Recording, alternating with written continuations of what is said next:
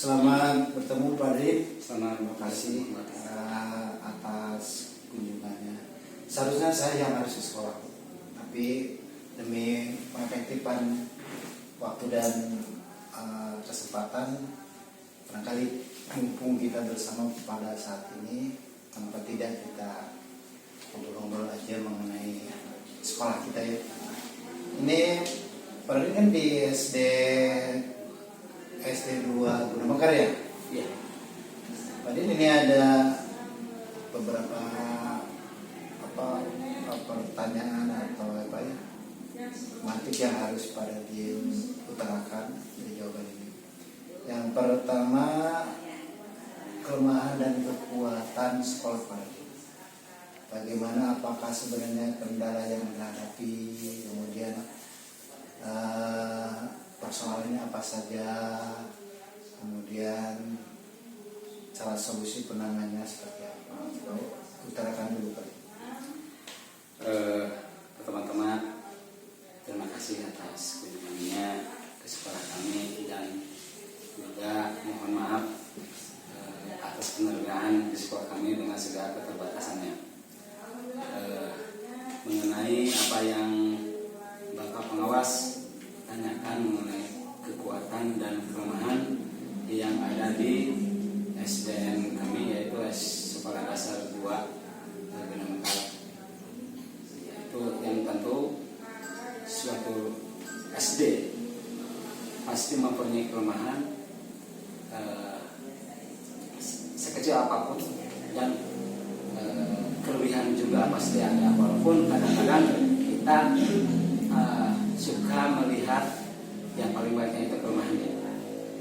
Di antara kelemahan dari sekolah kami di sini, yaitu karena pertama karena letak geografis. Jadi sebabkan geografis, sekolah kami merupakan sekolah yang paling terpencil dari kecamatan, sehingga untuk mengarah ke sana diperlukan perjalanan yang lumayan.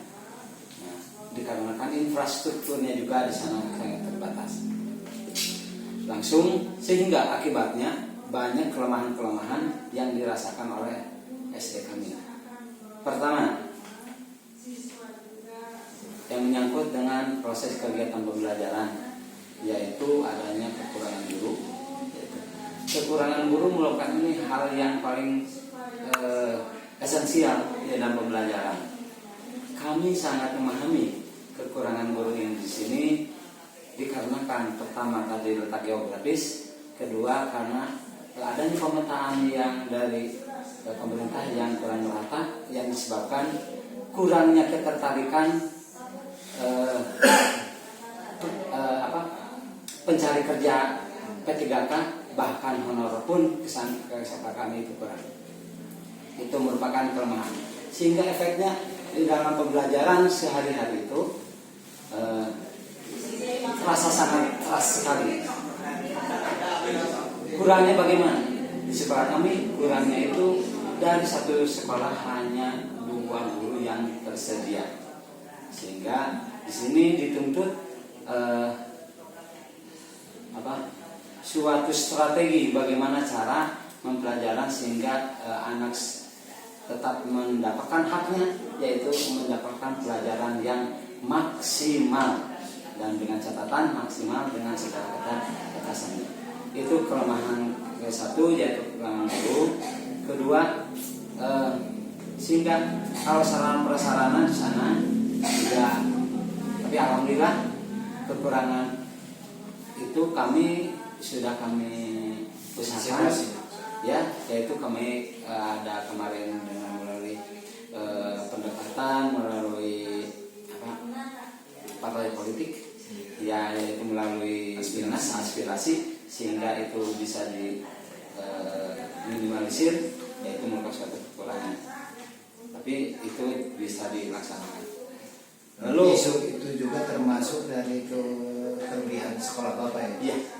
Kekurangannya memang dari sisi kerja pengajar ya. Di situ masih tidak terkecil, tapi ada kelebihan sekolah Bapak itu karena terpencil, walaupun dari jumlah, walaupun dengan domisili siswa jauhan dari sekolah, tapi saya prediksi sekolah Bapak bisa berdiri terus. Mengapa? Karena tidak ada sekolah yang lain gitu ya. Banyak sebetulnya banyak, tapi sekolah yang mau ke sekolah itu karena kualitas sekolah. Tapi kalau Bapak punya kelebihannya adalah walaupun di daerah kecil itu dibutuhkan oleh masyarakat. Iya. Kelebihannya yaitu walaupun kata Bapak tadi katakan di sisi lain menjadi kekurangan, di sisi lain di kelebihan. Karena daerah Tokoncin yang nggak ada lagi sekolah yang lain sehingga persaingan juga lebih berat. Jadi ini Pak Kepala, untuk mengantisipasi hal itu berarti apa punya cara seperti apa? Nah di sini untuk tadi dikatakan guru kurang mengatasi secara guru kurang, yaitu dengan adanya suatu perencanaan. Pertama direncanakan secara mungkin adanya pembagian tugas yang jelas, ya, pembagian tugas yang jelas, yaitu supaya tidak saling mengandalkan satu sama lain. Kalau diberikan tugas yang jelas, yaitu insya Allah itu akan dilaksanakan dengan tanggung jawabnya. Itu pertama. Kedua, adanya suatu kerjasama, ya, khusus untuk pembelajaran lokal seperti yang ada PAI, yaitu PAI, lalu di kedaerahan, seni budaya itu kami di sini merangkul, yaitu kerjasama dengan stakeholder yang ada di daerah tersebut. Yaitu contoh kalau PAI yaitu melalui kami mengerjakan stakeholder ke DKM, yaitu dengan membuatkan kerjasama DKM, dan kami juga memberikan semacam arahan-arahan ke DKM, kata kasarnya diberikan buku supaya ini yang ada di sekolah. Nah, pelajaran ini yang ada di sekolah, yaitu rencananya seperti itu ya. Ya. Seperti sebagai programnya. Kemudian kalau mengantisipasi sekarang kan kekurangan dulu. Ya. Sementara rombel kan 6 Ya. Yang Bapak lakukan sekarang seperti apa? Ya, makasih. Untuk menyiasati kekurangan guru tentu dilakukan usaha-usaha yang saya tempuh. Pertama, secara struktural, yaitu melalui kepegawaian seperti adanya laporan ke pengawas, lalu ke pihak dinas. Nah, ini saya mengajukan ke pihak tersebut yang terkait bahwa di sekolah ini adanya kekurangan guru, yaitu itu satu. Kedua, adanya mengajar double berarti. Satu guru 2 kelas. Iya, betul. Itu tadi menyangkut tadi sudah dilaksanakan adanya pembagian tugas yang jelas, karena 2 otomatis si A itu memegang 3 kelas 1, 2, 3. Siapa saja gurunya sekarang? Nah, itu nama gurunya yaitu Bu Rusmina. Bu Rusmina sekarang mengajar di kelas 1, 2, dan 3. Dan Pak Ramlan yaitu mengajar di kelas 4, 5, dan 6. Bahkan di sini kadang-kadang bukan berarti karena kepala sekolah merupakan guru yang beda tugaskan. Saya juga di sana kalau masuk ke kelas yang menghandle ketika guru-guru yang ditugaskan secara permanen, yaitu ada di kelas lain yang dihandle oleh saya.